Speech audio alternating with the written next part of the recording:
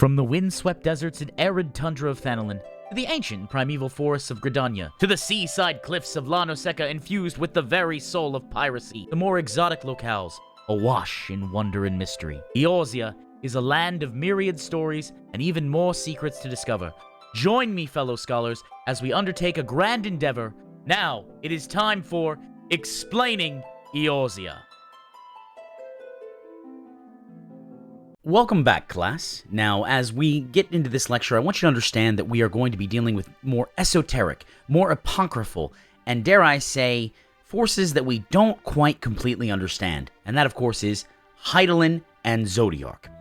For thousands of years, Eorzea has experienced a repeated cycle of devastation, known as the Umbral Eras, and prosperity, known as the Astral Eras. Recent revelations have shown that this may be the result of a deep-seated conflict between the will of light, Hydaelyn, and the will of darkness, Zodiark.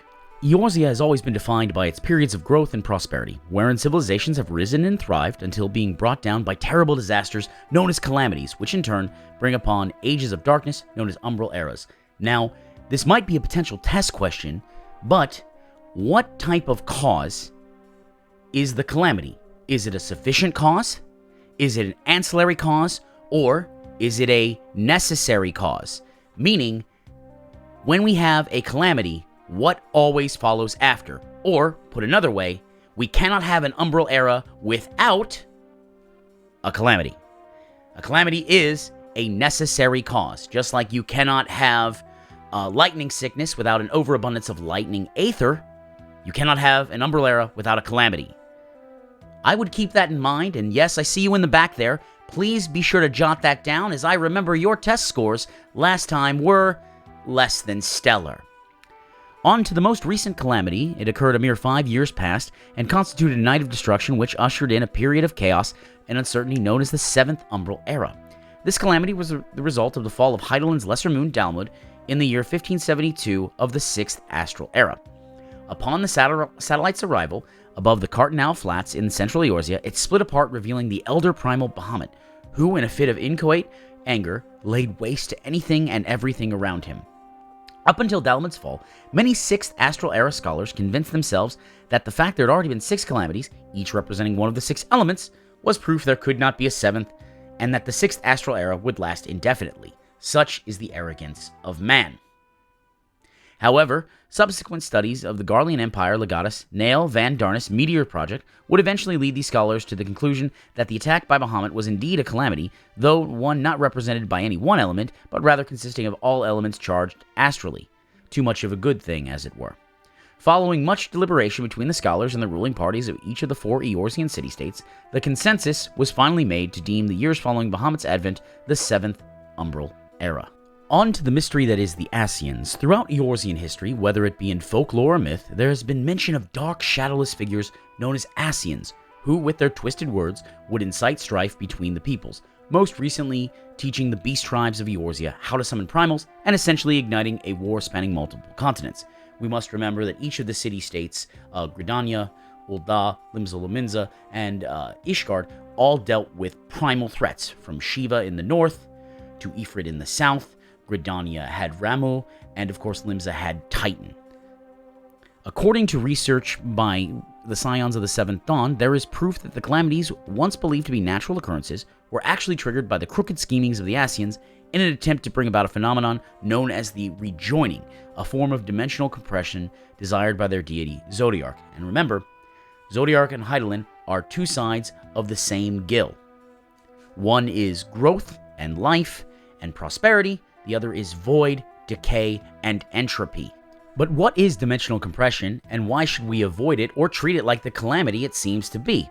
The students of Baldassian and the Scions of the Seventh Dawn have both allocated resources into learning more about the phenomenon. Their findings are as follows. Deep within the ethereal sea, light and darkness wage a never-ending war against each other. Equal in strength, their battles end in standstills, maintaining the balance in the world. And remember from our Aetherology lecture, balance is important. Too much of an aspect, meaning too much astral, you will become sick with that aspect. Too little, you'll have a void and nothing will occur, no creation at all. However, there was a period when the strength of darkness grew, disrupting this balance. From within the Mother Crystal, the will of light, Hydaelyn, passed judgment that darkness should be physically excised from the planet and cast the will of darkness, Zodiark, into space, where it became the moon. However, in doing so, Hydaelyn tore the very dimensional fabric, creating a rift which spawned forth 13 mirror images, which have since evolved separately from the original. This hypothesis continues by stating that the 14 parallel dimensions, the original upon which Eorzea exists, 7 have already faded into oblivion at the hands of the Ascians, who, from the safety of Eorzea, work to topple the walls between dimensions, causing them to collapse in on themselves. Their purpose, you might ask? To regather the aether distributed amongst the 13 mirrored planes and concentrate it back into the original, where it can be used to wake the exiled Zodiark and restore him to his rightful place within Hydaelyn. This process, compressing 14 dimensions back into one, is what the Ascians refer to as the Ardor, and it most certainly spells destruction of life on Hydaelyn as we know it. If Bahamut was an untold calamity, this is analogous to turning the entire world to dust. Bahamut's devastation will be sung about by bards for generations to come as long as there is sentient life on this star. To have a rejoining would be to remove the star.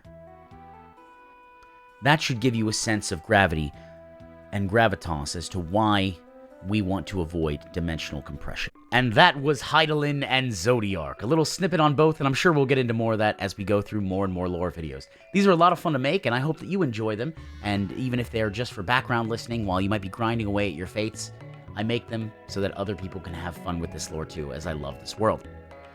If you like what I do, please subscribe or comment or do other things that the algorithm says you should do because it helps out the channel immensely, and I appreciate it.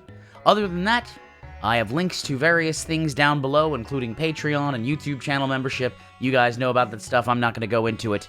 But may the mount that you're farming drop on the first kill, and I'll see you in the next video.